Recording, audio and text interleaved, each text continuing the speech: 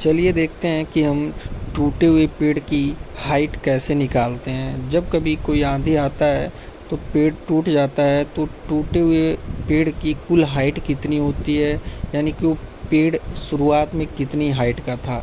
तो suppose that कि आपके पास यहाँ से टूटा हुआ भाग जो है वो वाई है, वो इस तरह ज़मीन के साथ लग के 45 डिग्री का एंगल बना रहा है, मीन्स इलेवेशन एंगल बना रहा है, उन्नयन कोण बना रहा है। और जो ज़मीन पर खड़ा हुआ भाग है वो एक्स है, उसको हम लोगों ने एक्स सपोज कर लिया। तो इस तरह से कुल पेड़ की ऊंचाई क्या हो गई, एक्स प्लस वाई, यही हमको फाइंड करना है।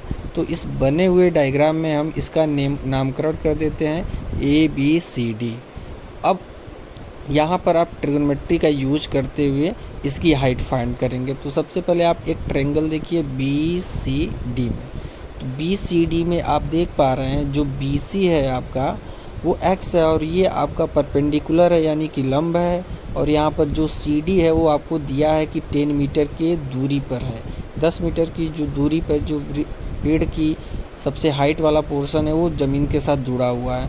तो यहाँ जो सी डी है वो आपका बेस बन जा रहा है। तो बी सी अपान सी डी यानी कि परपेंडिकुलर अपान बेस यानी कि लंब बटे आधार, ये होता है 10, और 10 के साथ डिग्री बन रहा है 45 डिग्री। तो 10 45 डिग्री की वैल्यू होती है 1, और बी सी की वैल्यू हमने रख दिया x। तो यहाँ से x की वैल्यू मिल गया 10 मीटर यानी कि 10 मीटर, यानी कि जो खड़ा हुआ भाग है अभी 10 मीटर है, और जो अब हमको निकालना है वो टूटा हुआ भाग यानी कि y है। तो फिर से उसी ट्रायंगल में देखिए, आपको पता है कि सी डी आपका बेस है और जो बी डी है वो आपका हाइपोटेनस है यानी कि कर्ड है। तो बेस अपान हाइपोटेनस होता है आपका कॉस, और यहाँ पर एंगल बन रहा है 45। सी डी की वैल्यू 10 मीटर है, बी डी की वैल्यू आपको फाइंड करना है जो वाई माने हैं, और कॉस 45 डिग्री की वैल्यू होती है 1/√2। तो यहाँ से y इक्वल टू मिल जाएगा आपको 10/√2।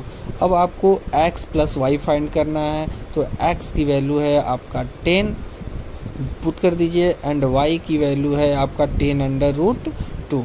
अब दोनों में आप देख पा रहे हैं कि 10 कॉमन है, 10 कॉमन करने के बाद आपका आंसर मिल जाता है 1 + √2 मीटर। वीडियो अच्छा लगा तो चैनल को सब्सक्राइब करिए, लाइक करिए एंड शेयर करिए। थैंक